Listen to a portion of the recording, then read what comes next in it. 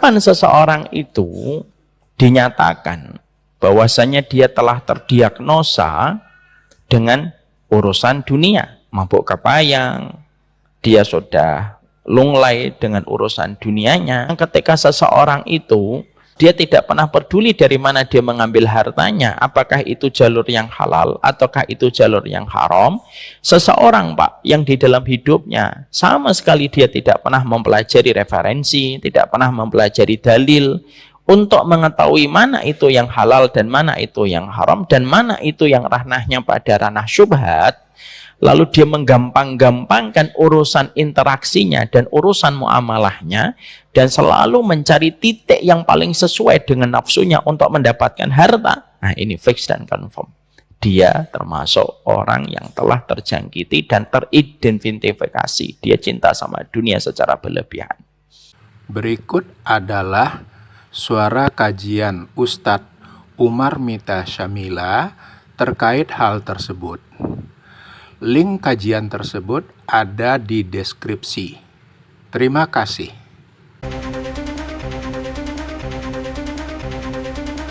Alhamdulillah, tentunya senantiasa kita bersyukur kepada Allah atas setiap nikmat yang Allah anugerahkan pada kehidupan kita. Terutama nikmat yang senantiasa pantas untuk kita syukuri adalah kenikmatan yang membawa kebaikan kita pada kebaikan kita, kehidupan akhirat. Kenikmatan itu adalah kenikmatan ilmu yang Allah tidak berikan kepada setiap hambanya dan kepada setiap makhluknya, kecuali yang betul-betul mendapatkan rahmat. Tidak setiap orang mendapatkan kenikmatan ilmu, dan itulah yang menjadikan kita bersyukur. Kalau kita termasuk seorang hamba yang dicondongkan hati kita dan jiwa kita, kehidupan kita kepada ilmu, maka sesungguhnya itu merupakan kenikmatan besar di saat banyak orang tidak diberikan kenikmatan untuk diberikan kecondongan kepada ilmu. Inilah yang menjadikan kita bersyukur dengan ilmu yang kita peroleh, dengan ilmu yang kita dapatkan. Kita tahu bagaimana kita bersikap, kita tahu bagaimana kita berbuat, dan kita tahu bagaimana kita bertindak ketika kita telah mendapatkan ilmu pada kehidupan kita. Tidak ada yang mengajar kita kepada ilmu kecuali adalah Allah. Tidak ada yang menggerakkan setiap langkah kita, tidak ada yang menjadikan kita bangsa mengayunkan langkah kita kepada ilmu kecuali adalah Allah. Kepadanya kita bersyukur dan kepadanya kita menggantungkan segala urusan kehidupan kita. Dan semoga Allah selalu menolong kita dengan ilmu, karena ilmu itu menjadi sumber energi pada kehidupan. Ilmu itu bisa meluruskan yang bengkok. Ilmu itu bisa membersihkan yang kotor. Ilmu itu bisa membeningkan yang keruh ketika kita tahu bagaimana menyikapi segala sesuatu dengan ilmu. Makanya kita memohon kepada Allah semoga kita tidak pernah bosan dengan setiap ilmu yang kita kaji dan kita peroleh. Dan kita berdoa sampai hari nanti ketika kita diwafatkan. Pada saat itu pun kita masih mencintai ilmu. Ada salah satu kisah nyata seorang ulama besar dari kalangan madhab Hanafiyah. Beliau ketika sakit berat, maka beliau mengundang salah satu sahabatnya untuk berdialog di dalam masalah fikih. Sahabatnya itu berkata, apakah pantas ketika kamu sedang sakit berat, lalu kamu mengajakku berdialog di dalam masalah fikih? Maka sahabatnya yang sedang terkapar sakit mengatakan, kenapa tidak kita bicarakan ilmu? Akhirnya mereka menghabiskan waktunya dengan berdialog di dalam masalah ilmu, terutama dalam masalah fikih. Ketika sahabatnya pulang, belum membuka pintu, sebelum keluar dari rumahnya, beliau sudah terdengar keluarganya mengucapkan kalimat istirja ketika meninggal dunia. Itulah kecintaan kepada ilmu. Karena kata Hasan Al-Basri, tidak ada jalan yang paling cepat dan tidak ada jalan paling ringkas menuju kepada Allah kecuali adalah ilmu. Dan semoga Allah memberikan hati yang tidak pernah bosan kepada ilmu setiap waktu, setiap saatnya. Makanya Rasulullah bersabda, innal mu'mina la yashba' min khairin yasma'uhu hatta yakuna muntahahu al-jannah. Orang yang beriman itu, dia tidak akan pernah kenyang mendapatkan ilmu sampai dia betul-betul memastikan langkahnya sudah berada di antara taman-taman surga. Semoga kita termasuk orang yang tidak pernah bosan dengan ilmu. Tidak lagi kita mengaji hanya karena masalah retorika yang menyampaikan ilmu. Tidak lagi kita mengaji karena mungkin storytellingnya, orang yang mengajar ilmu. Tapi betul-betul standar kita mengaji karena kita butuh kepada ilmu, karena hajat kita kepada ilmu lebih besar daripada hajat kita kepada makan dan minum. Semoga Allah anugerahkan ini di dalam kehidupan kita. Bapak dan Ibu, jamaah keluarga besar kajian Rabu malam yang semoga Allah rahmati. Kita tentunya paham, pada kesempatan hari ini kita akan melanjutkan kajian kita. Kajian yang tentunya belum selesai pada 2 pertemuan sebelumnya. Kita membahas tentang surat Al-Maidah 83. Bagi yang membawa Quran digital silakan dibuka pada surat Al-Maidah 83. Kita mendapati Allah menyampaikan pada ayat ini, di mana ayat ini merupakan sebuah momen ketika Allah mengabadikan 12 utusan dari Habasyah ketika dikirimkan sama raja mereka untuk mendatangi Nabi Muhammad Rasulullah Shallallahu Alaihi Wasallam, dan mereka pun beriman dengan apa yang didakwahkan oleh Nabi Muhammad Rasulullah Shallallahu Alaihi Wasallam. Allah menyampaikan kepada kita bagaimana Allah kagum pada peristiwa itu ketika 12 utusan dari Raja Habasyah mereka menangis ketika mendengarkan bacaan Quran yang disampaikan oleh Rasulullah. Tangisan itu merupakan salah satu tangisan paling monumental karena tangisan itu diabadikan oleh Allah di dalam ayat ini. Allah menyampaikan pada ayat ini, wa idza sami'u ma unzila ila rasuli tara a'yunahum tafidu minad dam'i mimma arafu minal haqqi. Allah menyampaikan, dan apabila telah diperdengarkan kepada mereka apa yang diturunkan kepada Rasulullah, maka kamu akan melihat bagaimana mereka mencucurkan air mata disebabkan kebenaran yang ada di dalam Al-Quran.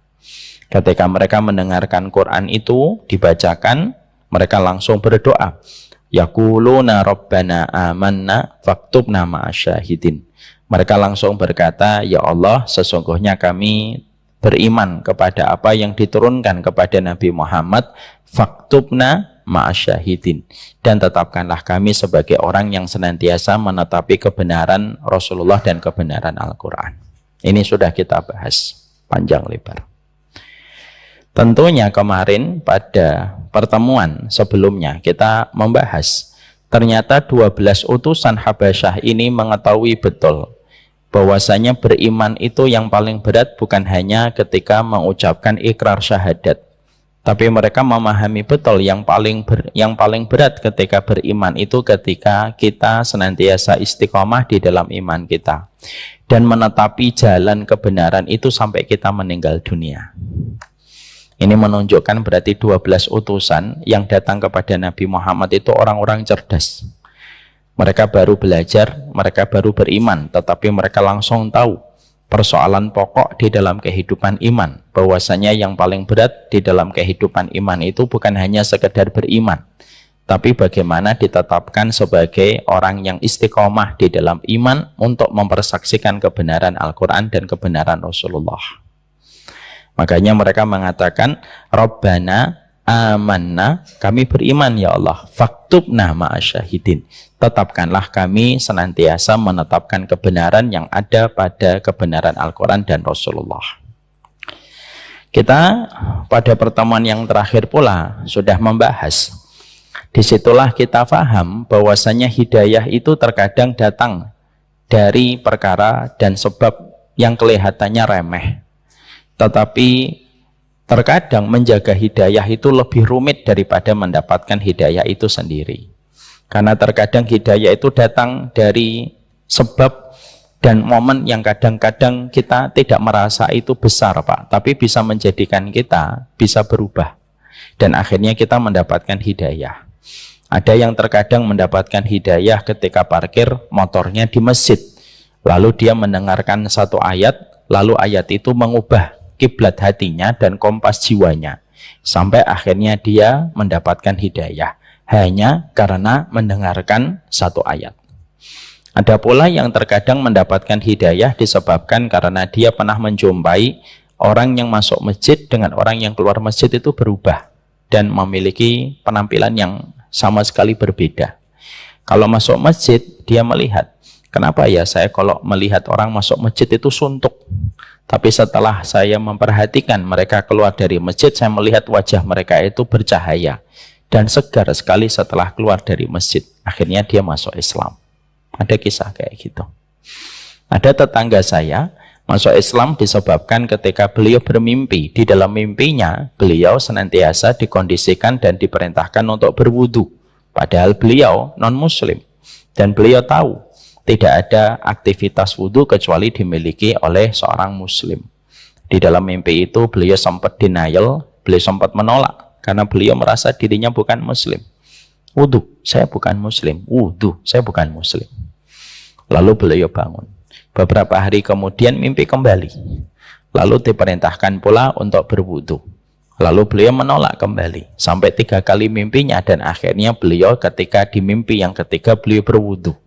Dan akhirnya beliau bangun, maka beliau membuka YouTube mencari tentang masalah wudu. Dan beliau mencoba wudu.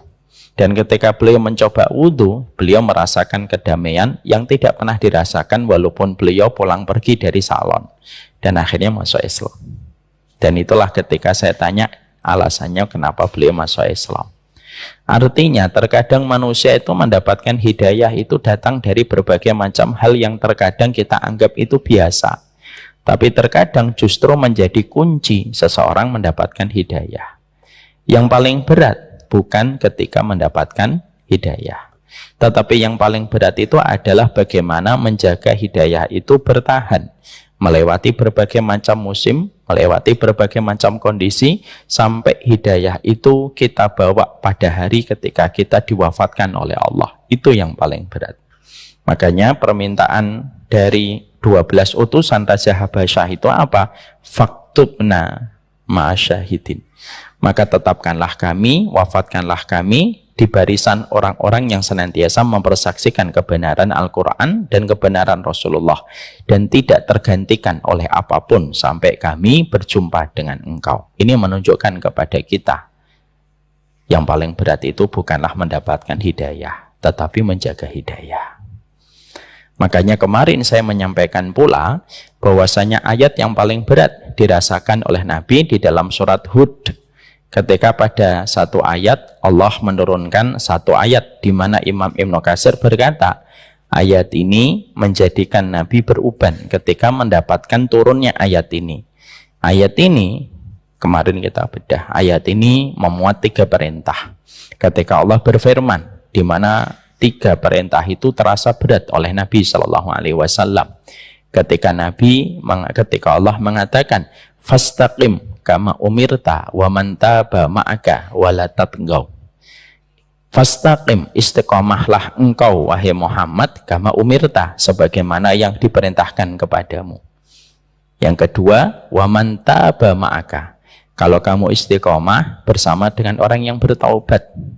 Karena orang yang bertaubat itu dinding-dinding hatinya itu lebih takut kepada Allah.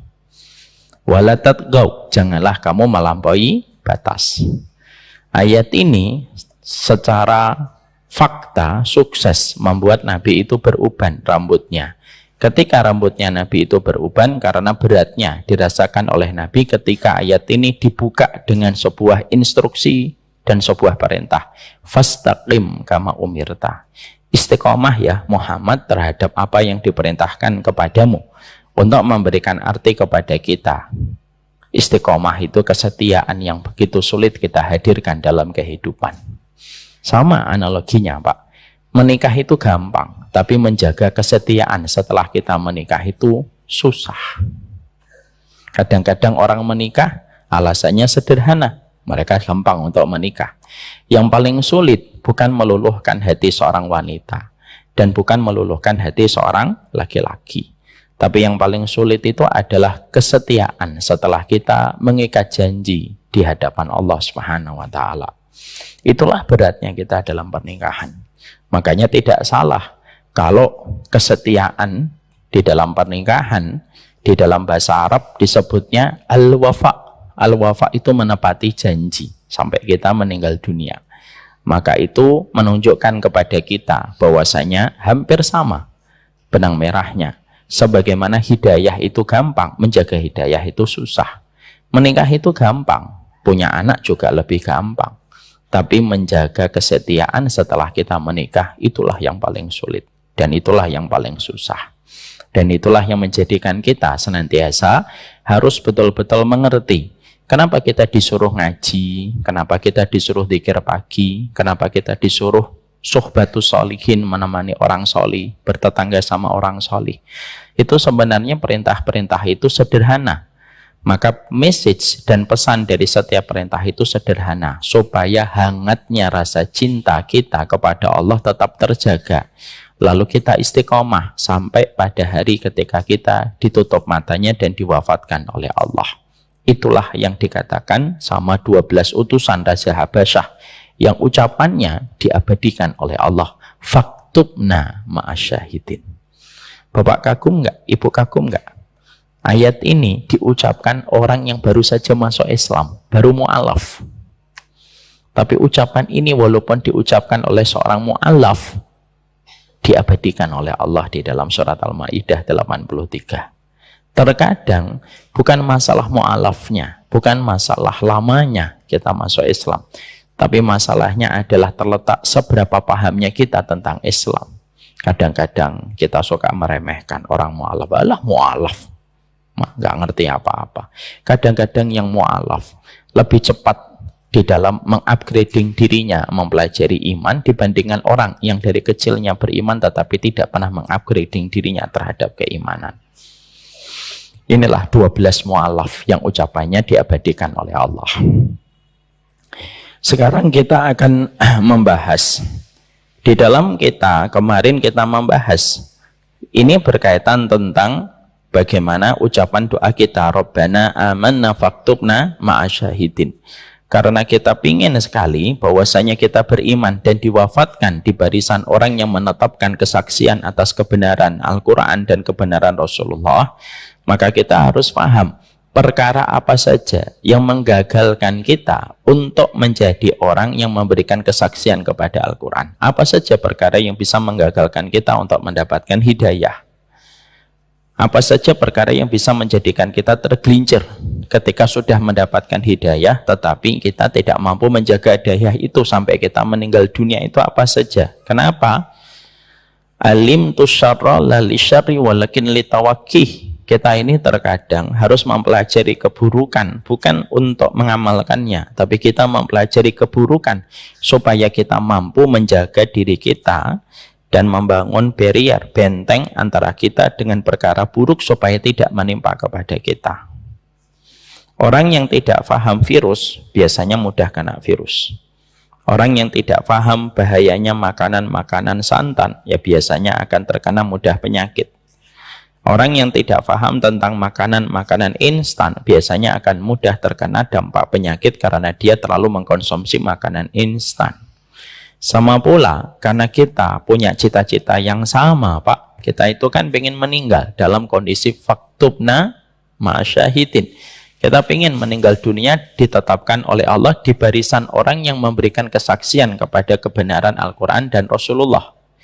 Maka kita harus paham apa perkara yang menggagalkan kita untuk tidak setia sama Allah.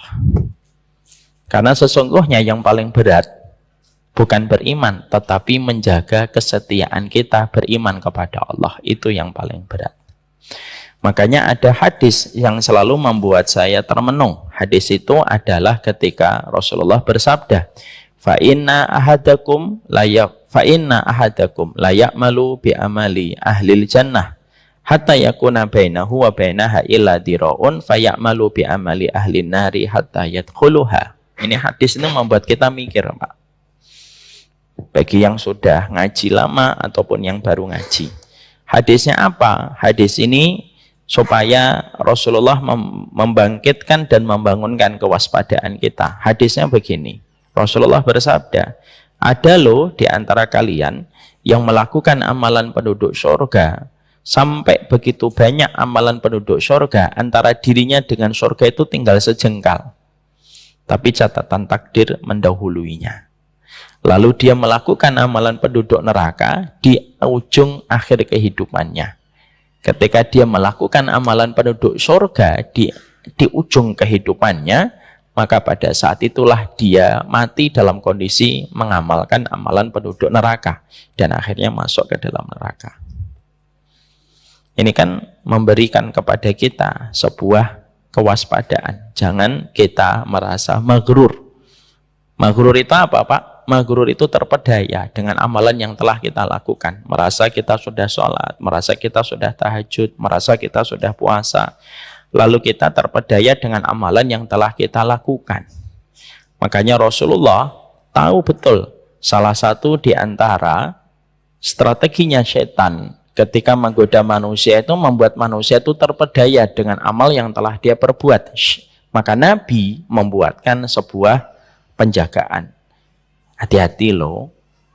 Kalau kamu sudah beramal sholih, tetap hati-hati. Tetap mintalah kepada Allah istiqomah. Tetap mintalah kepada Allah husnul khatimah. Kenapa?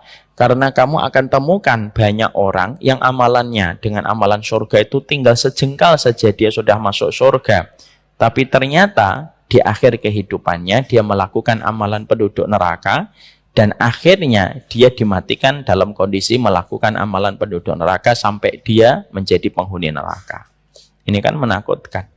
Siapa di antara kita yang bisa mengatakan dan menepuk dada, saya insya Allah bukan termasuk dari hadis itu, Ustaz? Siapa yang memberikan jaminan? Kan tidak ada. Siapapun dari kita ada kemungkinan mendapatkan objek dari hadis yang tadi baru saja saya bacakan. Saya juga bisa, Bapak juga bisa, Ibu juga bisa. Maka itulah yang menjadikan kita semakin paham. Menjaga kesetiaan hati kita dengan Allah itu berat sekali. Dan kita tidak mungkin menjaga kesetiaan iman kita kepada Allah sampai kita mengerti perkara apa saja yang merusak kesetiaan kita dengan Allah. Kita perhatikan, kita kaji, lalu kita bangun supaya kita jangan sampai tergerus keimanan kita, ternoda kesetiaan kita kepada Allah. Kemarin kita sudah membahas 2 poin. 1 poin sudah selesai, 1 poin belum selesai. Poin yang pertama yang sudah kita bahas, yang menggerus atau yang menodai kesetiaan kita di dalam kita mendapatkan hidayah. Dan akhirnya hidayah tidak mampu kita pertahankan pada kehidupan kita adalah kesombongan. Makanya jangan pernah merasa sombong di balik setiap ibadah dan ketaatan yang telah kita lakukan. Kalau satu hari, satu waktu, Bapak merasa bahwasanya Bapak merasa melihat amalnya. Wah, amal saya banyak, ketaatan saya banyak. Tepuk dadanya, Pak, dibacakan 1 ayat. Iyyaka na'budu wa iyyaka nasta'in. Ya Allah, kami menyembahmu, ya Allah, dan kami meminta pertolongan kepadamu, supaya kita paham sholatmu, ibadahmu, sedekahmu, itu bukan karena kehebatan kita, bukan pula karena kemampuan kita, tetapi semata-mata pertolongan Allah. Kenapa Nabi Adam dan setan ataupun iblis sama-sama memiliki satu kesalahan tetapi mendapatkan perlakuan yang berbeda dari Allah? Padahal kan satu kesalahan.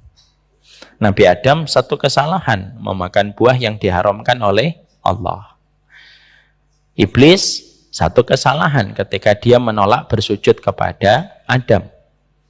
Ya, tapi kenapa mendapatkan perlakuan yang berbeda ketika mereka melakukan satu kesalahan? Karena sesungguhnya Pak, Imam Ibnu Qayyim berkata, kenapa diperlakukan berbeda antara iblis dengan Adam? Karena sesungguhnya Adam ketika melakukan kesalahan, beliau tadallul, beliau merasa hina di hadapan Allah dan tidak sombong dengan apa yang telah dilakukan olehnya. Beda dengan iblis. Iblis ketika melakukan kesalahan, dia sombong. Lalu dia menjawab pertanyaan Allah bahwasanya dia lebih baik daripada Adam.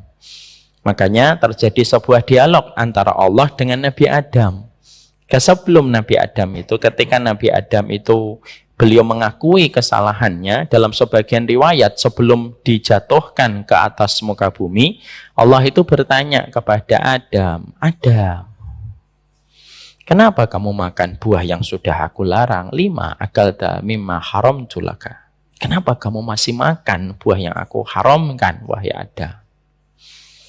Disitulah jawaban Nabi Adam menunjukkan bagaimana beliau itu betul-betul merendah. Itu kesalahanku, wahai Rabbku. Tetapi wallahi, ya, mandonantu anna ahadan yahlifu bika kadiban. Tapi dia juga menjelaskan alasannya. Alasannya apa? Alasannya adalah saya tidak pernah menyangka ada seorang hamba, dia bersumpah atas namamu, tetapi dia berdusta. Saking bersihnya hati Nabi Adam. Karena kita tahu ya Pak, kejadiannya adalah iblis masuk ke satu binatang, sebagian riwayat mengatakan itu adalah ular. Ular itulah yang naik ke atas, dan ular itulah pada saat itu ketika iblis masuk kepada ular itulah, iblis itulah yang menyampaikan kepada Adam buah itu diharamkan.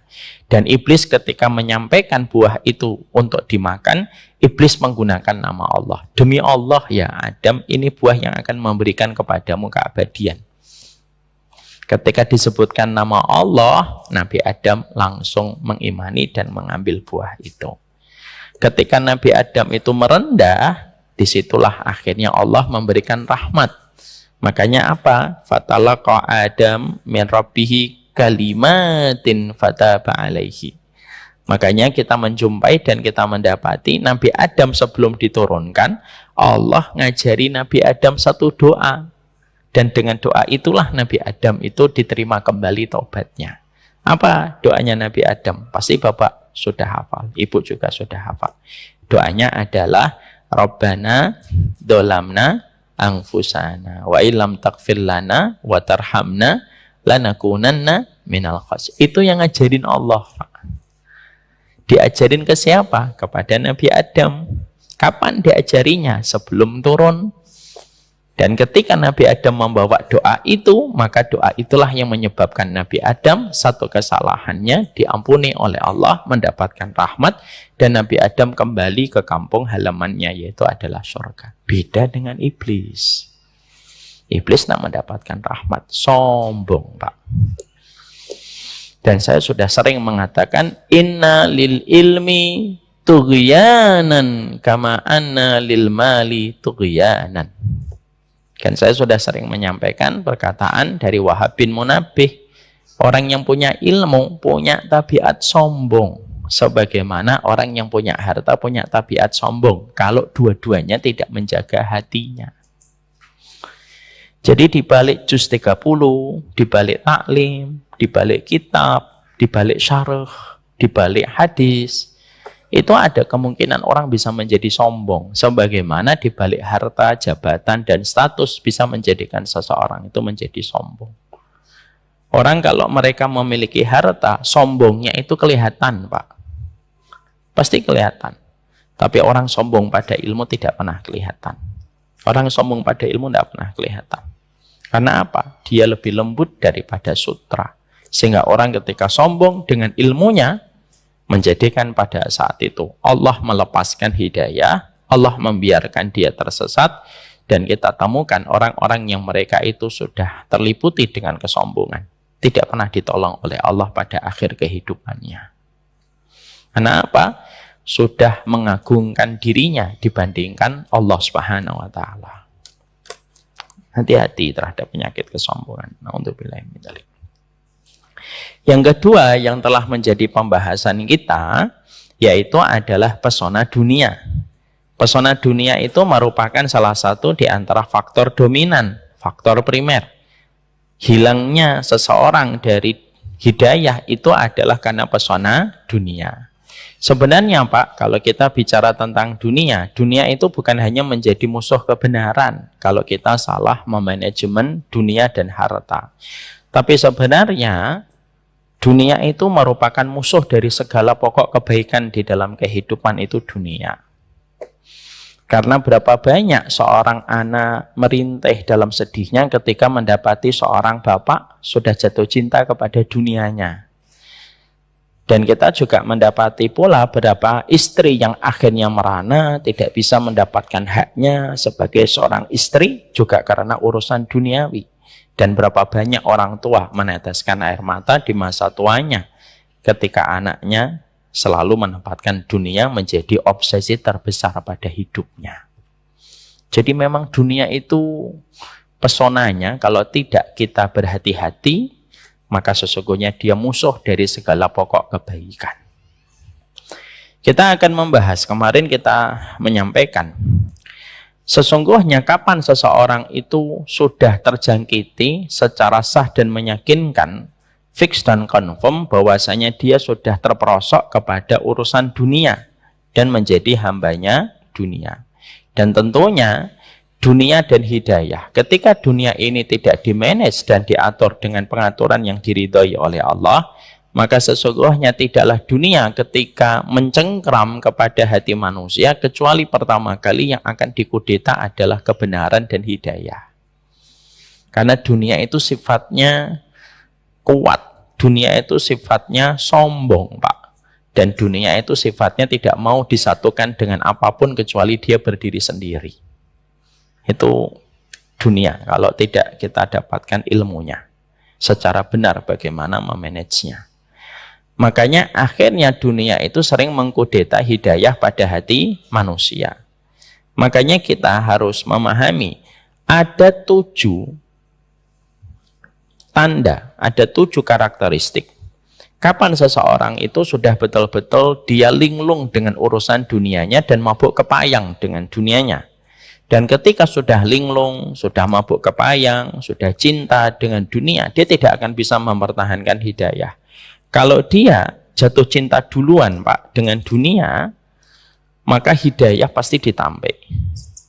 Kalau dia jatuh cintanya setelah dapat hidayah, baru jatuh cinta sama dunia. Nah, dunia itu pasti akan mengusir hidayah. Karena pada dasarnya orang yang jatuh cinta kepada dunia ada 2 kondisi.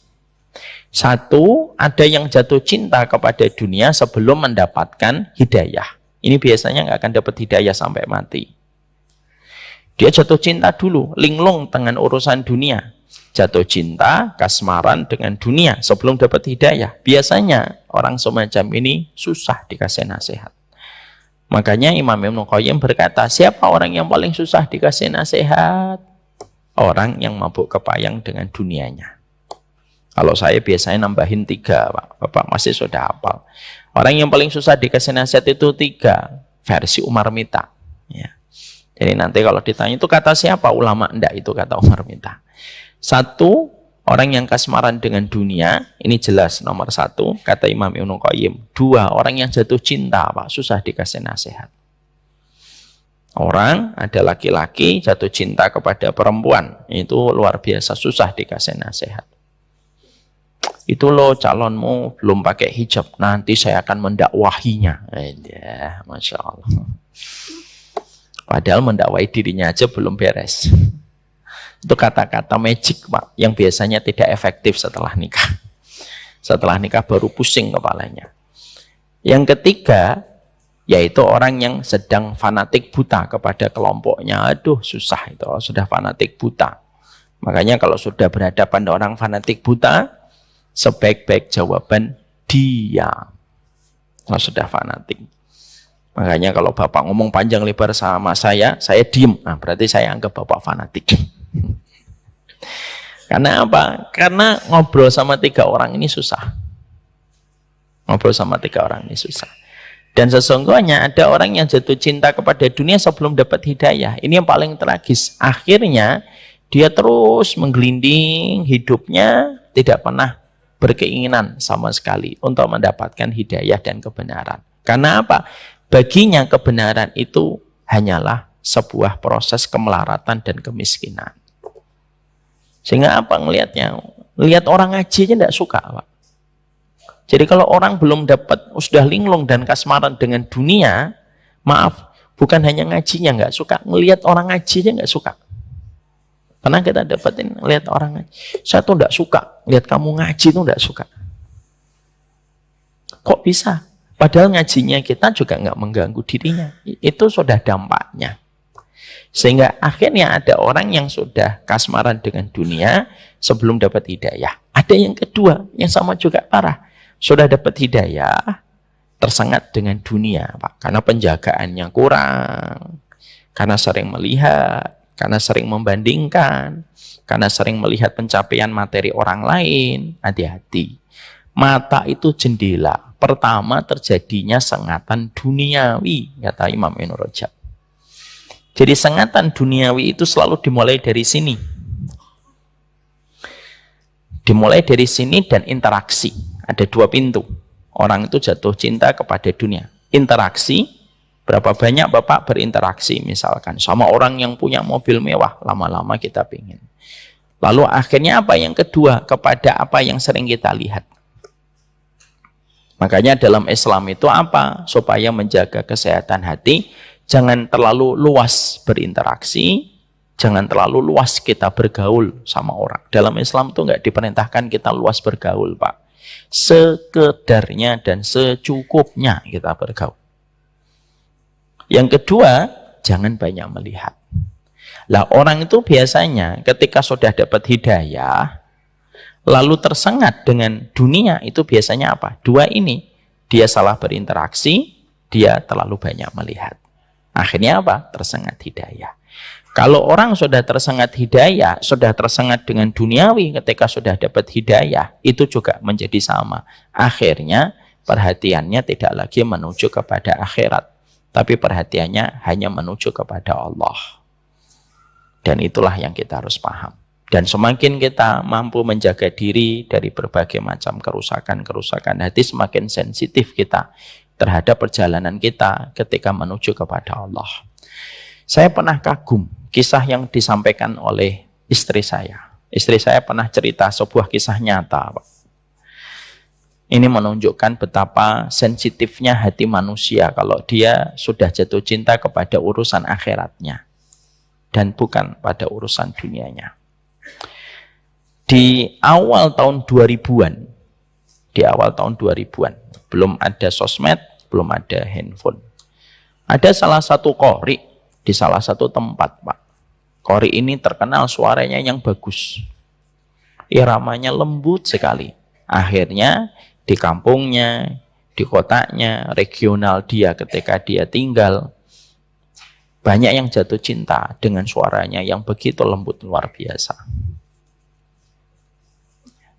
Lalu qori ini ketika merasa disenengin banyak orang, Masya Allah. Lalu qori ini tuh rasa takut, Pak, bahwasanya ini akan menjadi sesuatu yang tidak baik. Qori ini lalu berdoa kepada Allah. Doanya, Masya Allah, doa dari orang yang begitu jatuh cinta kepada akhiratnya. Doanya apa? Ya Allah, kalau suaraku ini dan keterkenalanku itu menjadi madarat dan buruk untuk kehidupan akhiratku, maka tolong wafatkan aku dan selamatkan hati dan urusan akhiratku. Tapi kalau memang qiraahku ini bisa menjadi keselamatan untukku dan kebaikan akhiratku, maka jagalah hatiku. Ternyata qori ini, Pak, tidak sampai 1 bulan setelah dia berdoa dengan doa ini diwafatkan oleh Allah. Kisah ini disampaikan istri saya di awal-awal baru menikah. Apa yang kita ambil sebuah pesan di dalam perkataan qori ini? Pesannya kuat sekali, Pak. Apa pesannya?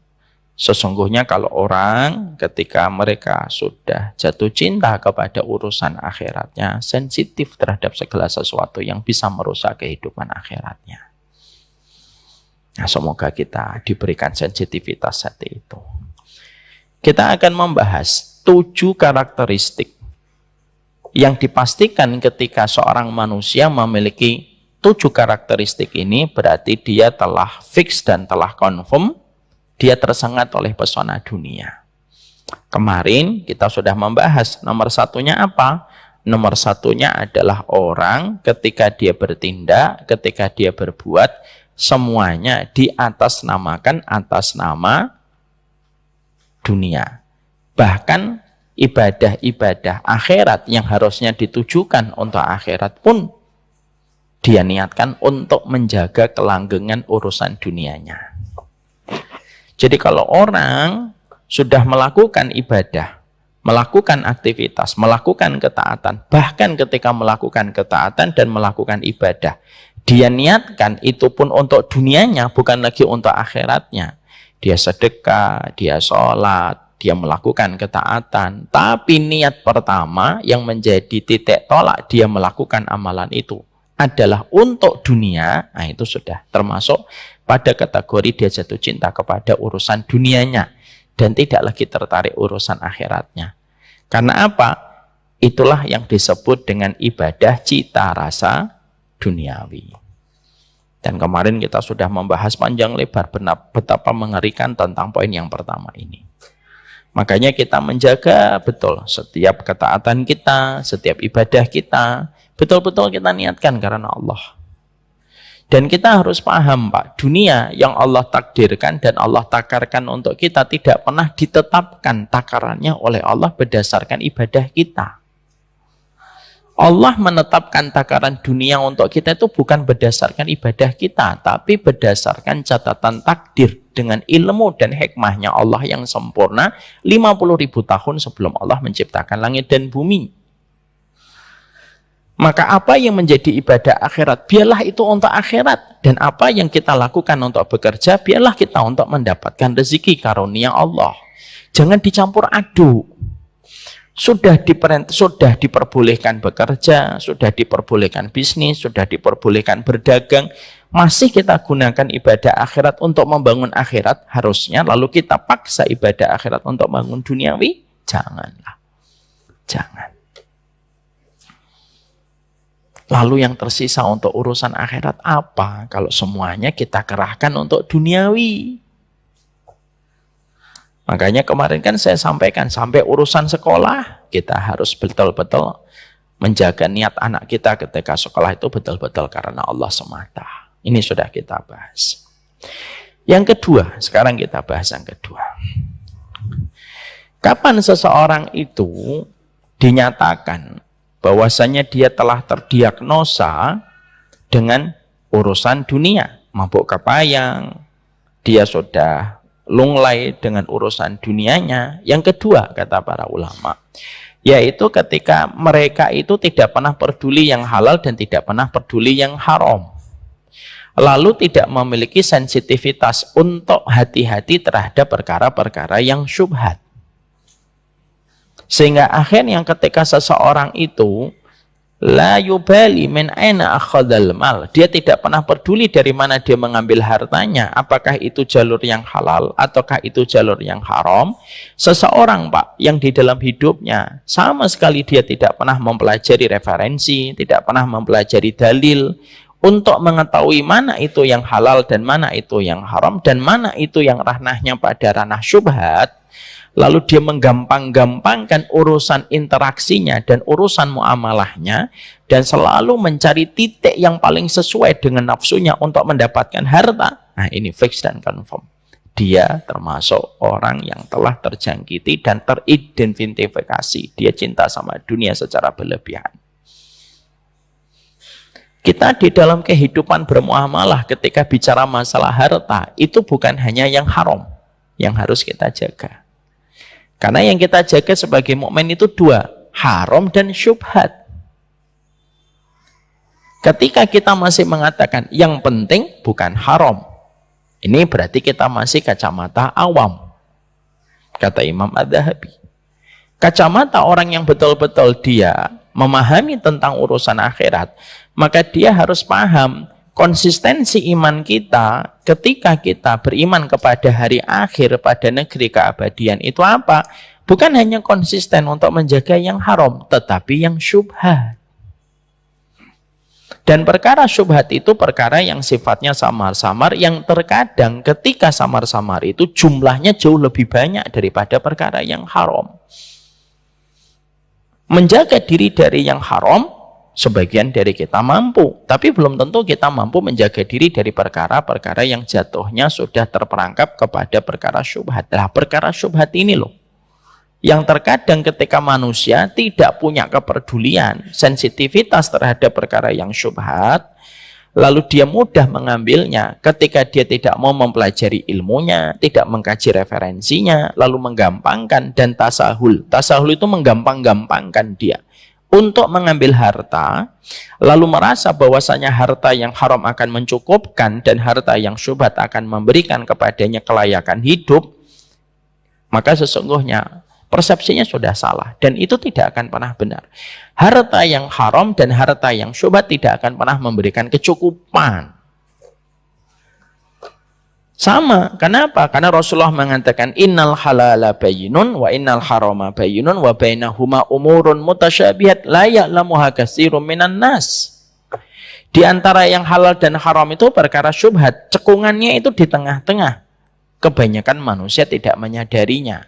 Siapapun yang terperosok kepada harta yang haram, maka dia telah terperosok siapapun yang terperosok pada perkara yang syubhat, dia telah terperosok pada perkara yang haram. Karena itu termasuk batasan yang Allah buat di dalam urusan duniawi. Kehati-hatian kita terhadap muamalah duniawi tidak menjauhkan rezeki. Sebagaimana kesembronoan kita terhadap masalah duniawi itu tidak akan menjamin rezeki itu datang kepada kita. Innal haqqa la yuqarribu an rizkin fa innal batila. Innal haqqa la yubaidu an rizkin fa innal haqqa la yuqarribu an rizkin. Karena Rasulullah sudah bersabda, kebenaran yang kamu pegang tidak akan menjauhkan rezeki, sebagaimana kebatilan yang kamu uber tidak akan pernah mendekatkan rezeki. Itu harus ada sebuah harga keimanan terhadap perkara itu. Karena kalau perkara syubhat itu terkadang yang bisa menjadikan luluh lantak semua kehidupan kita itu biasanya terjadinya karena perkara-perkara yang syubhat itu. Akhirnya apa? Dicabutlah rahmat pada hati kita. Bisa jadi Pak, mungkin ketika kita tidak pernah merasa cukup dengan yang halal karena kita termasuki dengan barang yang syubhat. Ya, kenapa ada orang, kita kan sering bertanya, kenapa ada orang punya istri yang menawan gitu, tapi dia bisa selingkuh dengan orang yang secara fisik jauh lebih buruk daripada istrinya?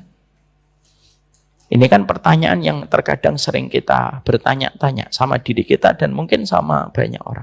Bisa jadi memang istrinya tidak baik, bisa jadi. Tapi ada kemungkinan yang lain. Kemungkinan yang lain itu apa?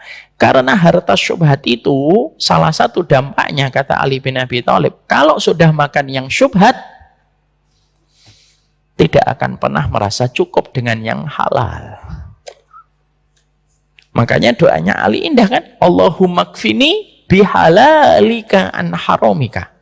Bapak ngerasa nggak sih kalau doa ini tuh menunjukkan kefahaman orang terhadap urusan akhirat?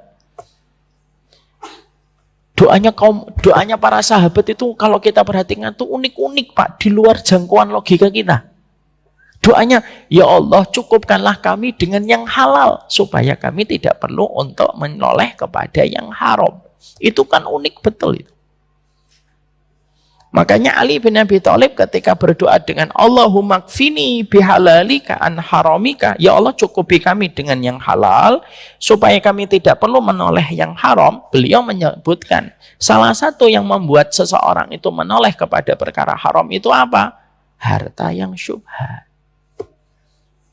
Harta syubhat itu menoleh, menjadikan kita nggak akan pernah merasa cukup Pak.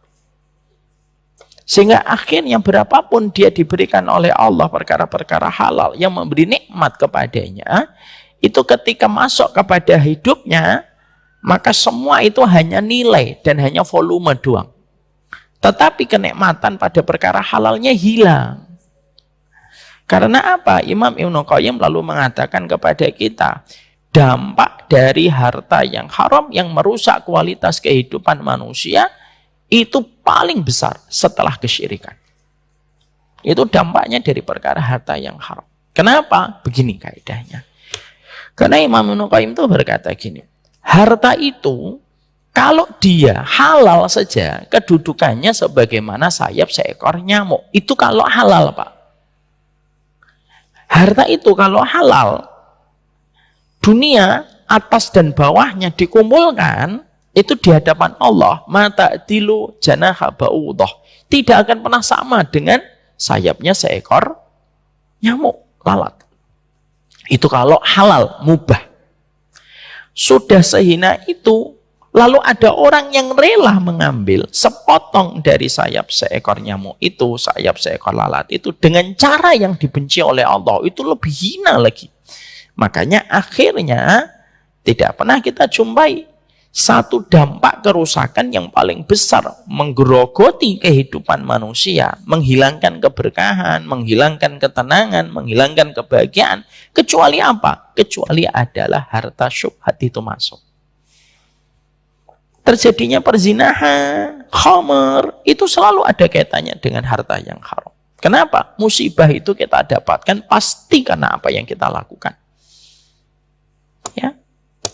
Fabima kasabat wama asabakum min musibatin fabima kasabat aydikum. Tidak ada musibah yang menimpa kepada dirimu kecuali apa yang kamu usahakan sendiri, Pak. Makanya kaedahnya itu simple. Jazaul hasanati al hasanatu ba'daha wa jazaa'u sayyi'atin as-sayyi'atu ba'daha. Makanya kaedahnya itu kan simple. Sesungguhnya balasan kebaikan itu kebaikan setelahnya. Dan balasan atas keburukan itu keburukan setelahnya. Di dalam kitab Lataiful Ma'arif, Ibnu Rajab itu berkata, kalau hartanya buruk, dia menarik segala yang buruk, Pak. Jadi kalau harta itu sudah buruk, yang ditarik itu semua yang buruk, energinya itu langsung ngumpul, Pak. Sebagaimana magnet, ketika diletakkan di ruang tengah, di kanan kirinya ada besi, pasti semua besi nempel. Dan para ulama mengatakan apa? Yaitu harta yang buruk. Harta buruk itu kalau sudah diletakkan, gitu, semua yang buruk disedot, Pak. Yang asalnya tidak hadir, hadir. Yang asalnya tidak muncul, muncul. Yang asalnya tidak datang, datang. Dari harta yang buruk itu. Karena harta yang buruk itu kunci, miftah.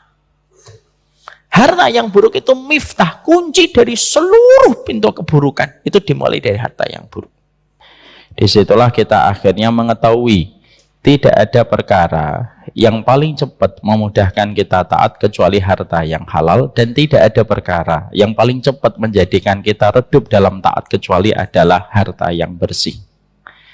Mari kita buka surat Al-Mu'minun ayat ke-51. Pak Haiban tolong dibaca. Ayat 51, surat ke-23. Bismillahirrahmanirrahim.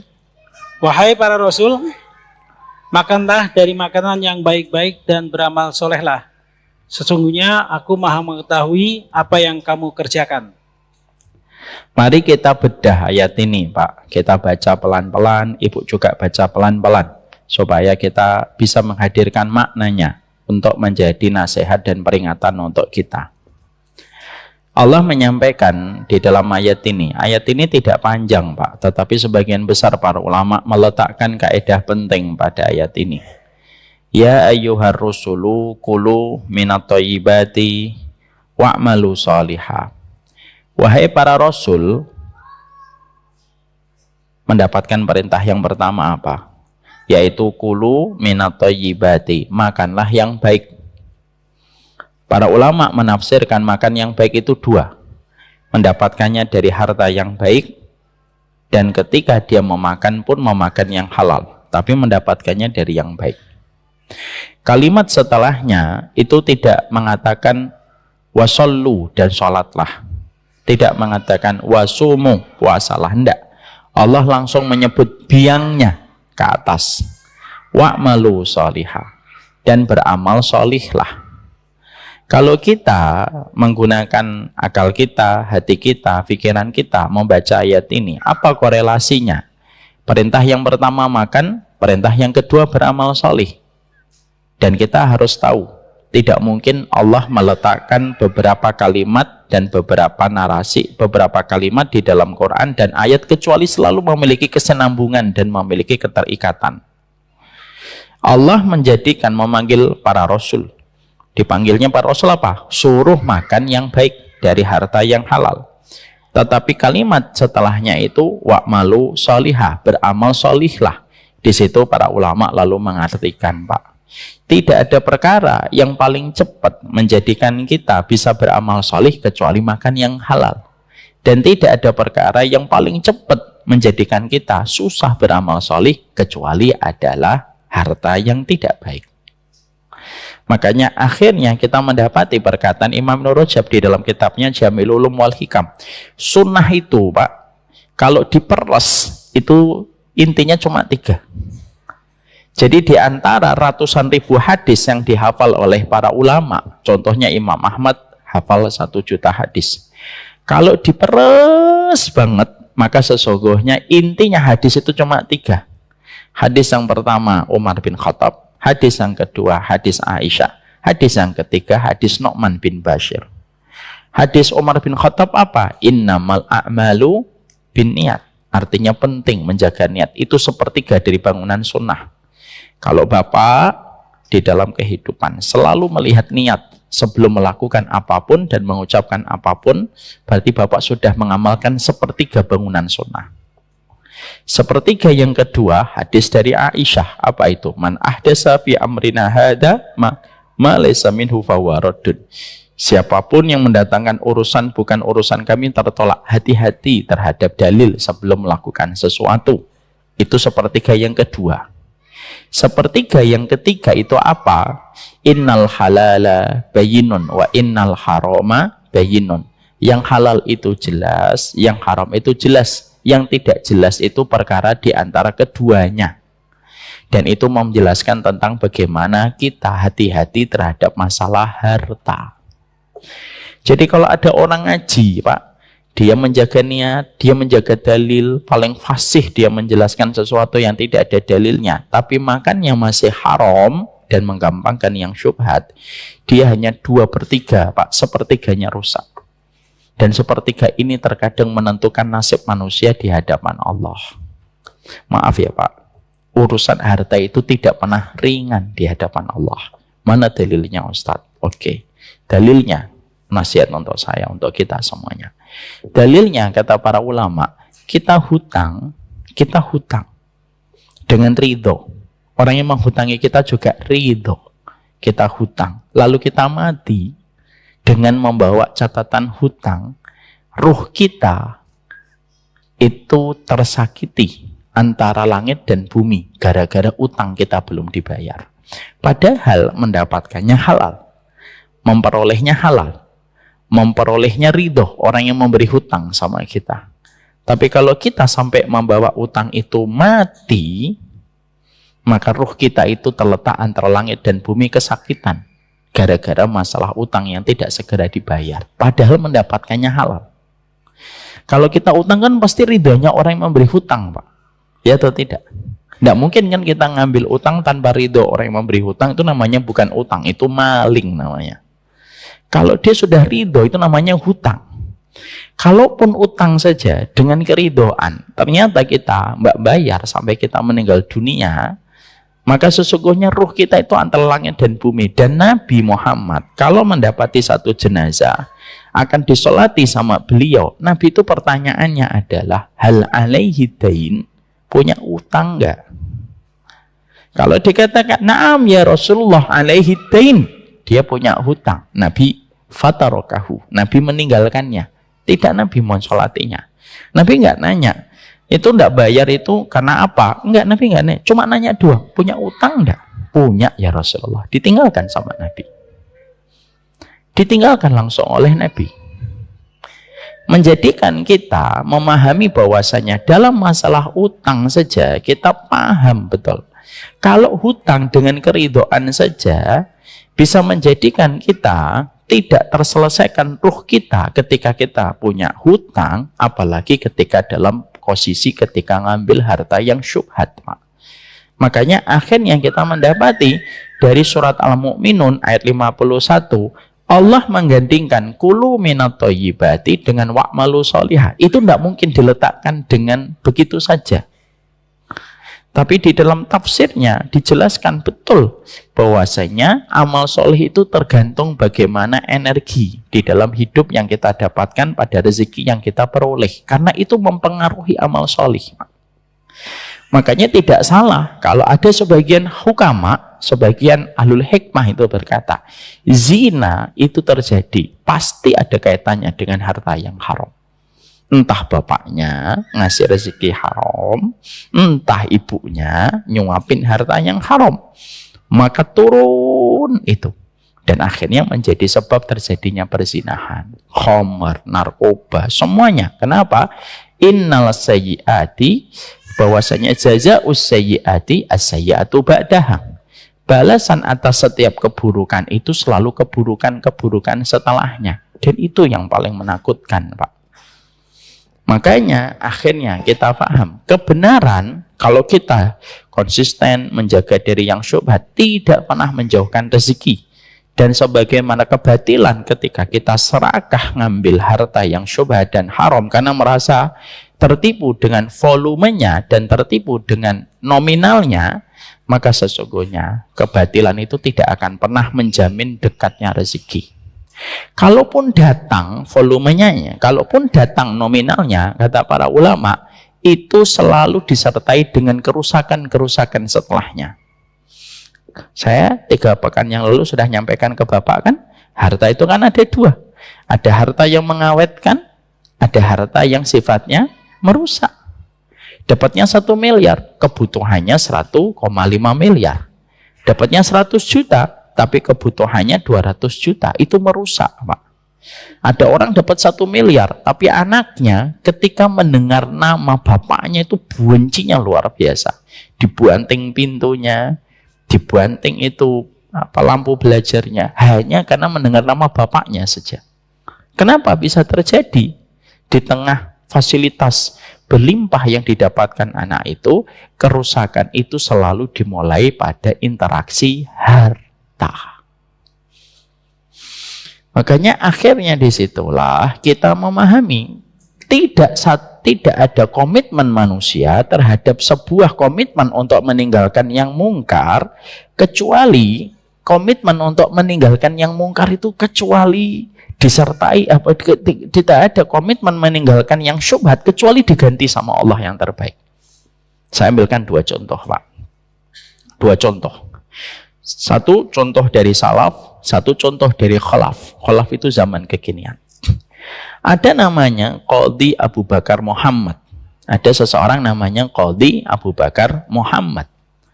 Pernah beliau ketika sedang tawaf, Qadhi Abu Bakar Muhammad itu sedang tawaf, melaksanakan perjalanan haji, maka beliau itu menemukan kantong sangat indah, bludru, Pak, dari kulit. Dibuka, isinya permata, dan permata itu mahal sekali. Padahal beliau beberapa hari tidak mendapatkan sesuap makanan untuk mengganjal perutnya. Perhatikan Allah kalau nguji. Lagi lapar-laparnya, dapat kalung, dapat kantong kulit, dan dibuka kalung mutiara. Yang mendapatkan bukan orang kaya raya, orang miskin yang beberapa hari Qadhi Abu Bakar Muhammad itu nggak makan. Coba, Pak, dorongannya itu kan kuat banget. Dorongan nafsu, dorongan fitrah, karena lagi lapar. Tapi karena beliau tahu itu bukan haknya, maka beliau di tengah rasa lapar yang melilit, maka beliau membuat pengumuman. Pengumumannya apa? Siapa yang kehilangan sesuatu benda yang berharga, silakan menghubungi saya. Ternyata ada orang tua datang kepada Qadhi Abu Bakar Muhammad ini dan menceritakan, saya kehilangan sebuah kantong kulit yang isinya permata. Kantong kulitnya warna apa? Ini. Isinya kalung kayak apa? Begini, begini, begini. Persis, Pak. Dan diberikan kantong itu tidak sama sekali dikurangi. Tidak, walaupun cuma 1 permata pun diambil pun tidak. Ketika pemilik kantong itu senang dari orang tua ini, pingin untuk memberikan pamrih dan terima kasih, ditolak. Enggak. Ini kewajiban saya. Setelah itu beliau lapar lagi, Pak. Bukan lapar lagi, memang masih lapar. Sampai singkat ceritanya, Qadhi Abu Bakar Muhammad ini melakukan perjalanan. Setelah beberapa bulan dia melakukan haji, dia melakukan perjalanan melalui laut. Dan di dalam lautan diterjang badai yang luar biasa. Terdamparlah beliau di 1 pulau. Dan beliau termasuk yang selamat. Di pulau tersebut ternyata ada 1 kampung besar dan banyak orang. Dan ternyata Qadhi Abu Bakar Muhammad ini, Masya Allah, karena beliau adalah orang yang alim, fasih, mutali, orang yang pandai untuk mengetahui apa kitab gitu. Akhirnya diangkat menjadi guru di tempat tersebut. Setelah diangkat jadi guru, maka beliau tentunya pengen untuk melanjutkan perjalanan setelah beberapa bulan. Lah penduduk kampung itu tahu. Ini beliau pengen pergi karena tidak punya keluarga di sini. Harus diikat. Harus diikat dengan perempuan. Nikah dengan perempuan kita supaya dia tidak jadi kemana-mana.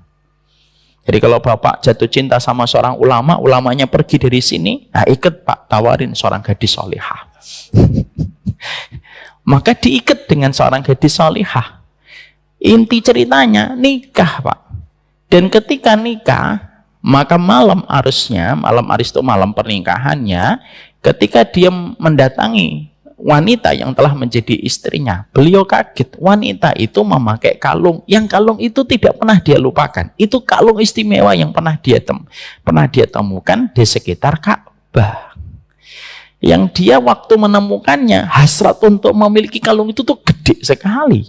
Maka dia bertanya, loh ini kalung dari mana kamu mendapatkannya? Kala Abu Bakar Muhammad.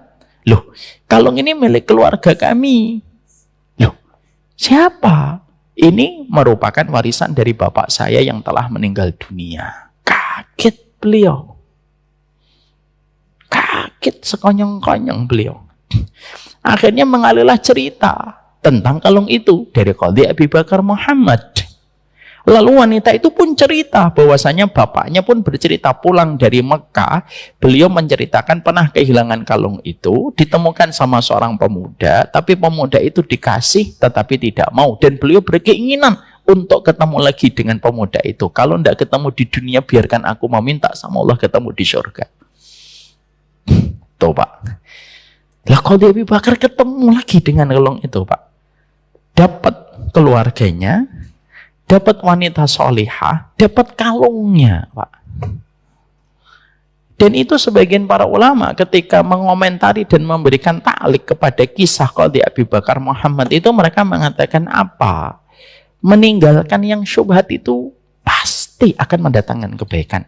Hal jazaul ihsan illal ihsan. Surat Ar-Rahman 60. Tidak ada kebaikan kalau orang bisa meninggalkan dunia yang syubhat karena Allah, pasti kebaikannya lebih besar. Ini cerita dari salaf. Cerita dari khalaf pak, saya dapetin langsung. Cerita dari khalaf itu gimana?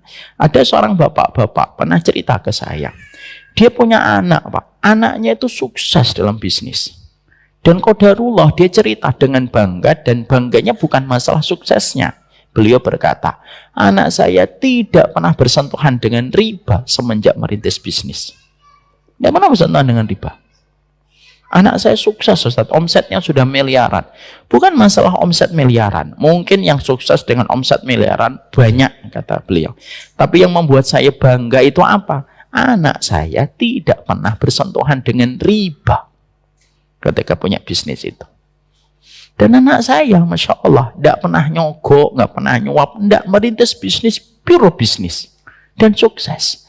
Lalu beliau mengatakan, pertanyaannya itu sederhana, Pak. Pertanyaannya apa, Bapak tahu? Dia bertanyanya begini, Ustadz, saya dulu pernah kerja sebagai ASN, pegawai negeri dulu. Orang tua kan biasanya nggak kenal kata ASN, pegawai negeri. Saya pernah jadi pegawai negeri, saya pernah menolak ketika saya pernah mendapatkan uang di bawah meja. Saya tolak. Padahal pada saat itu keluarga kami sedang betul-betul butuh dengan harta itu. Tapi saya tolak bismillah karena Allah. Karena saya ingat pesan dari orang tua saya. Jangan pernah sekali-kali ngambil harta panas ya nang. Itu kan kalau orang Jawa begitu. Maka ketika saya tidak ngambil harta panas itu, Masya Allah, saya merasa setelah itu gitu, sampai akhirnya saya punya anak, saya tuh kadang ngerasa, apakah ini balasan atas komitmen saya ketika menolak harta haram, Allah mudahkan harta anak saya?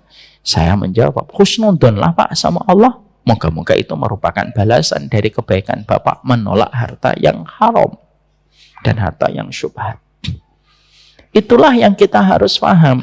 Hal jazaul ihsan illal ihsan. Balasan atas setiap kebaikan itu kebaikan yang pasti didatangkan setelahnya. Dan kebaikan yang paling dicintai oleh Allah itu apa? Kebaikan menolak harta yang syubhat. Itu kebaikan besar, Pak. Harta syubhat itu. Menolak itu. Harta yang syubhat itu termasuk salah satu kaidah besar dalam kehidupan kita. Sehingga akhirnya menjadikan kita paham rusaknya kehidupan kita itu biasanya karena ada selalu pengaruh harta yang buruk. Makanya kalau kita tadaburi kembali surat Al-Mu'minun 51 itu, siapapun yang mengambil harta yang haram, maka seluruh kehidupannya amal solihnya itu menjadi berantakan. Karena bisa jadi ada orang yang tidak istiqomah di masjid, ada orang yang tidak istiqomah di dalam taat. Itu bukan karena apapun. Terkadang pemicunya, pemetiknya itu apa? Harta yang syubhat dan harta yang haram yang selalu dimudah-mudahkan olehnya. Sehingga akhirnya berbagai macam konsekuensi panjang harus dibayar. Ya kan? Harta itu kan ada polanya, Pak. Makanya orang tua Jawa kita itu sering dulu ngomong begini, harta itu nek entoke gampang, ilangnya cepat. Saya masih ingat sekali, bapak saya itu sering berkata begini, nak, harta itu kalau dapatnya cepat, ilangnya cepat. Harta itu kalau dapatnya terlalu gampang, biasanya juga ilangnya gampang kalau tidak berkah. Saya ketika diajak ngomong bapak tentang kalimat itu, dan kalimat itu terkenal di orang Jawa. Makanya beliau sering mengatakan, kadang-kadang warisan itu cepat habisnya. Kenapa? Karena dapatnya terlalu gampang. Saya itu langsung menangkap, oh berarti ada polanya harta itu sebenarnya.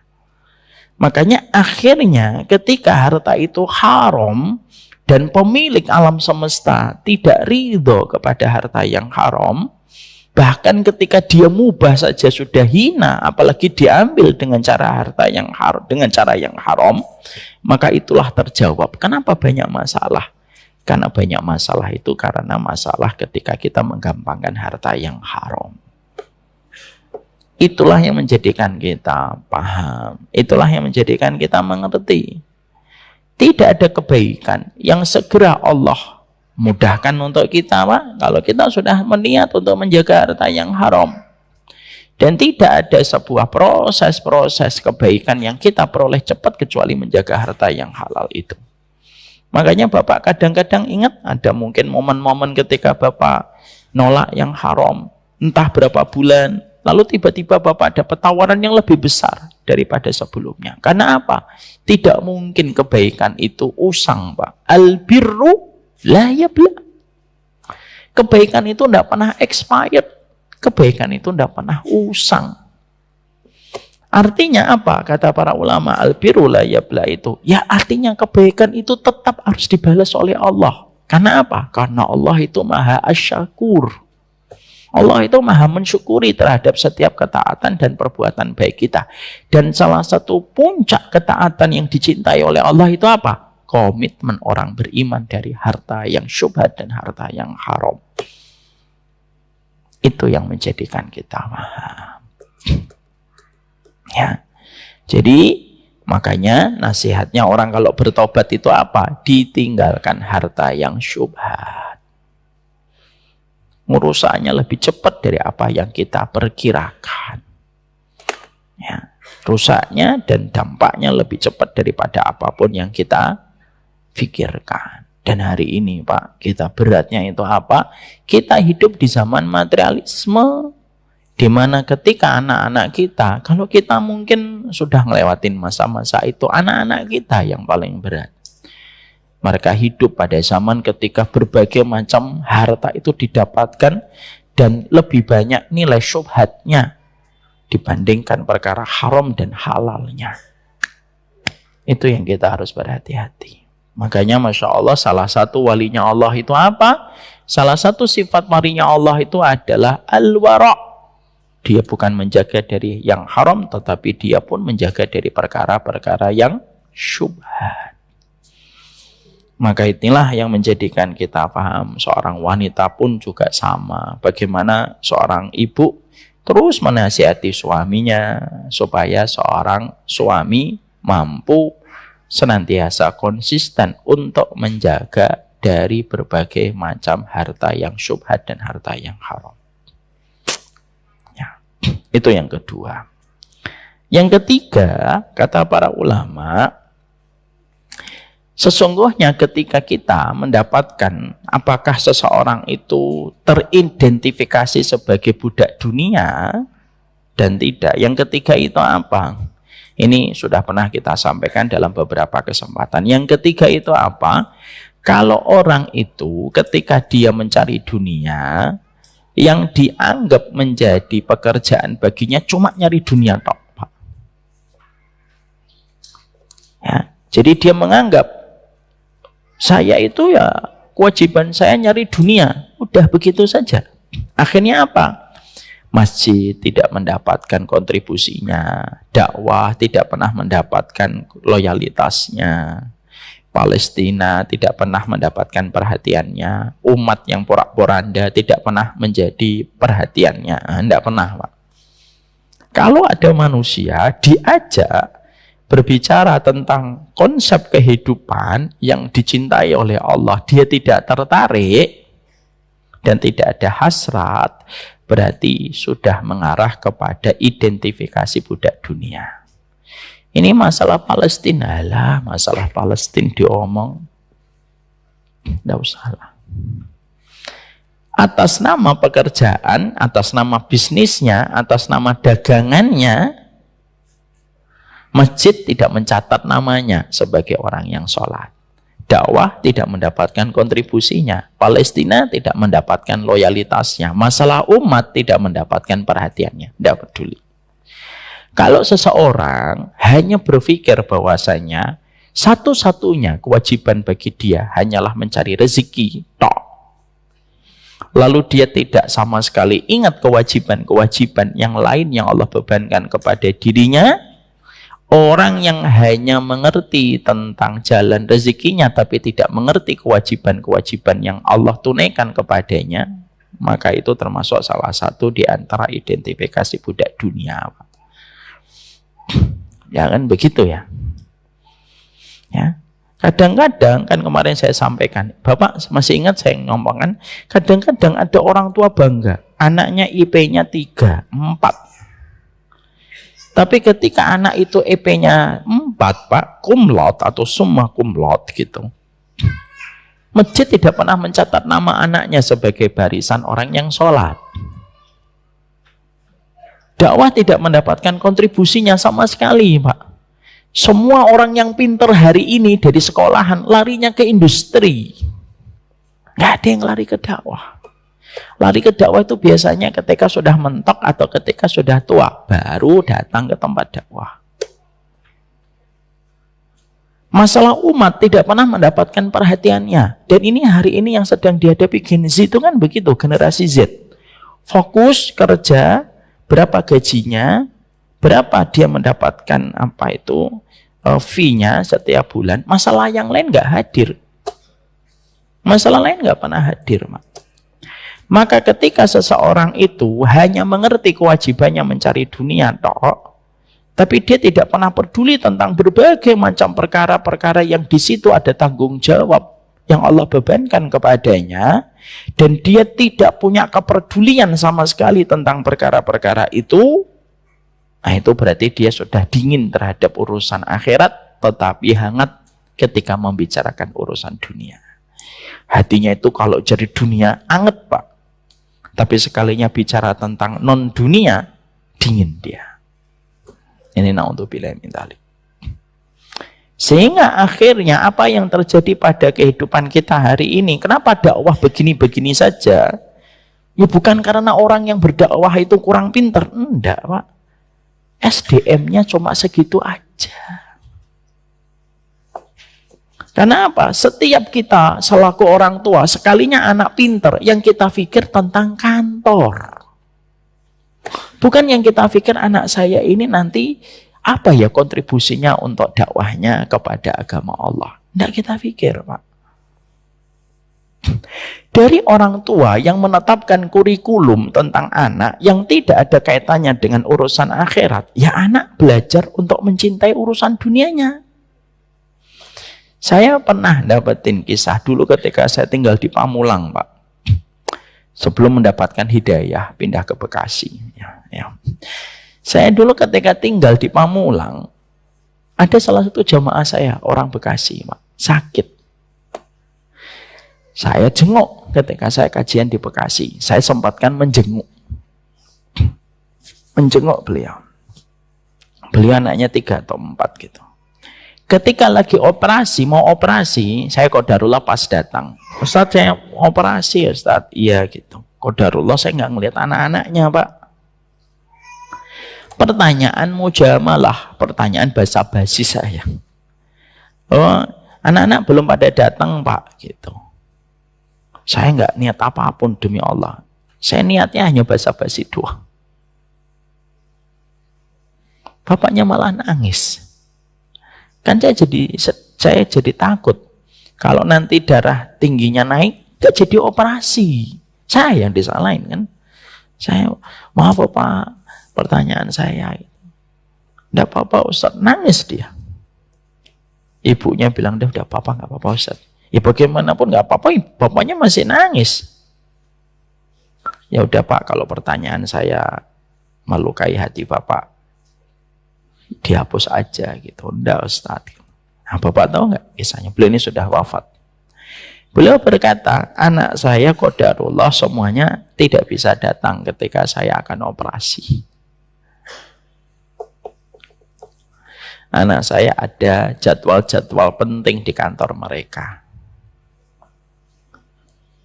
Lah mereka cuma titip pesan, nanti Pak kita datang ya Pak kalau ya, sudah selesai operasinya.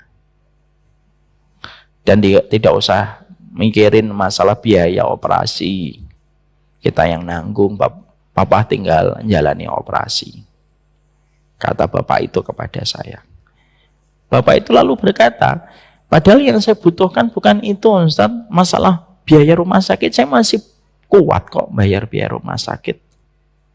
Yang saya butuhkan itu anak-anak hadir, lalu mengucapkan kalimat-kalimat thayyibah di telinga saya sebelum saya masuk rumah sakit, menenangkan hati saya, memegang tangan saya, menenangkan hati ibunya. Tapi ya qadarullah tidak datang. Tapi beliau langsung berkata, tapi yang salah bukan mereka Ustaz, yang salah saya. Orang sepuh loh Pak ini. Yang salah saya Ustaz. Kenapa? Karena semenjak kecil berbagai macam les tentang urusan dunia saya leskan mereka. Dan hari ini ketika mereka menjalani apa yang saya tanamkan, yang gak ada yang bisa disalin kecuali saya. Itu kata-kata Pak, sudah hampir 15 tahun saya dengar. Tapi saya gak pernah lupa kalimat itu. Kalimat itu diucapkan sama seorang bapak yang belajar untuk menyesali sesuatu yang salah dalam perjalanan hidup dia ketika mendidik anak. Maka itu penting kita, Pak. Anak kita itu harus kita mulai tanamkan. Nak, nanti kalau kamu pinter, public speakingnya pinter, bahasa Inggrismu pinter, matematikamu pinter, pertama kali yang harus mendapatkan manfaat itu masjid. Pertama kali yang mendapatkan manfaat itu siapa? Dakwah. Nah, gimana kita sekarang head to head dengan kantor, Pak? Head to head dengan urusan bisnis, Pak. SDM dakwah segitu-segitu aja. Lalu harus head to head dengan urusan kantor yang berjibun dengan SDM yang berlimpah dengan summa cum laude setiap orang yang kerja. Terus tiba-tiba kita ngomong, kok kondisi kaum muslimin begini-begini amat ya?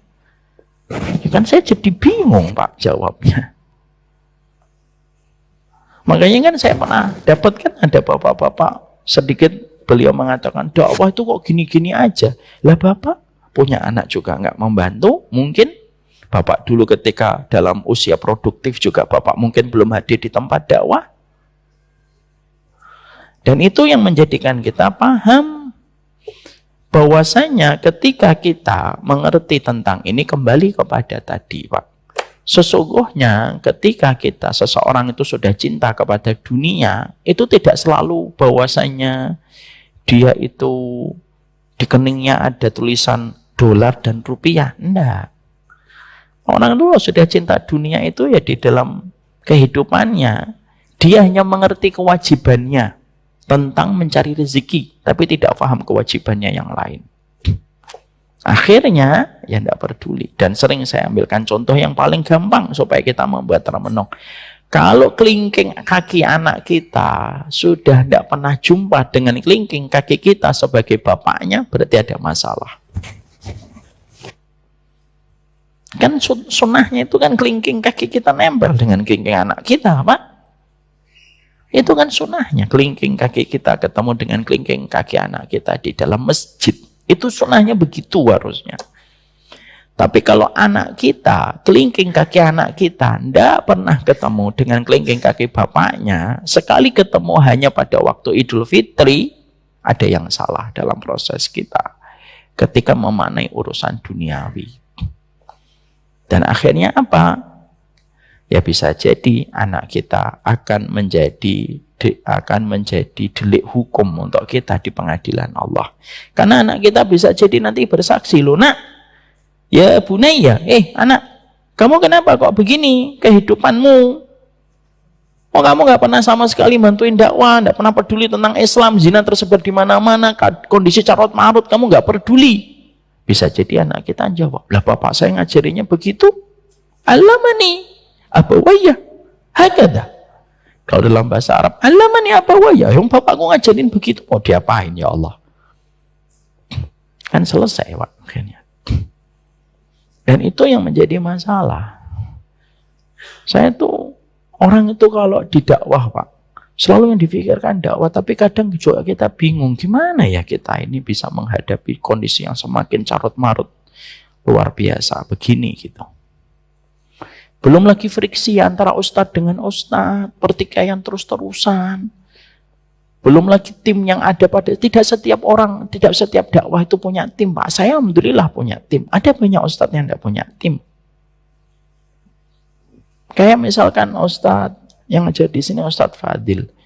Saya tahu beliau tidak punya tim, Pak. Padahal beliau banyak kontennya yang bermanfaat. Siapa yang kita salahin, Pak? Padahal orang pintar diceger, banyak orang pintar. Giliran kita ada masalah, kita, ini agama ini nggak beres. Ya kalau hanya mencela kegelapan mah gampang. Makanya inilah kita mulai sadarkan dari kita, Pak. Kalau nyekolahin anak, pastikan kita bisikan, kan saya kemarin ngomong untuk saya juga. Nah, kamu nyari ilmu bukan untuk nyari nilai. Supaya kamu dikenal sama Allah dan kamu kenal sama Allah. Nanti kalau sudah pintar, nak, pastikan dakwah itu menjadi salah satu tempat yang pertama kali mendapatkan manfaatmu. Tidak apa-apa, mau belajar matematika, mau belajar bahasa Inggris, mau belajar fisika, mau belajar kimia, mangga, silakan. Tapi bapaknya yang menggores tauhid, yang menggoreskan akidah. Nanti kalau sudah pintar, nak, datang ke masjid pertama kali. Lihat masjid apa yang perlu dibantu dari masjid. Itu yang pertama kali. Ya. Saya maaf ya, bukan bermaksud apapun.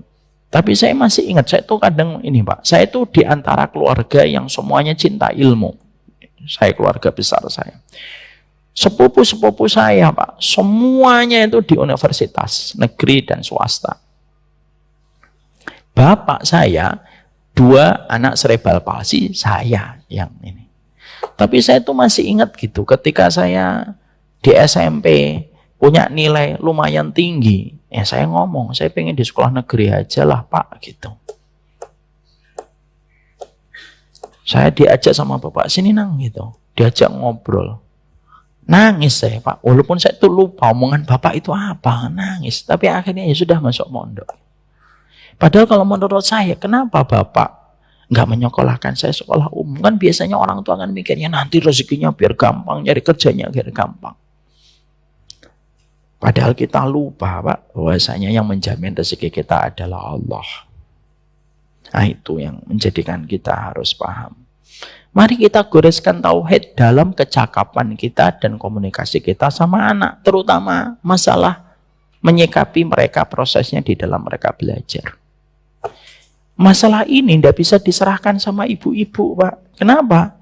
Ibu-ibu tidak diberikan domain dan wilayah yang mampu, yang secara ideal itu harusnya dilakukan oleh seorang bapak.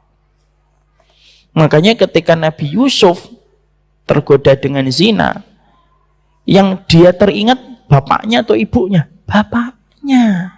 Kenapa? Karena komunikasi aktif dengan bapaknya. Laula an ra'a burhana rabbihi. Burhana rabbihi itu, sebagian para ahli tafsir itu mengatakan Nabi Yusuf melihat bapaknya.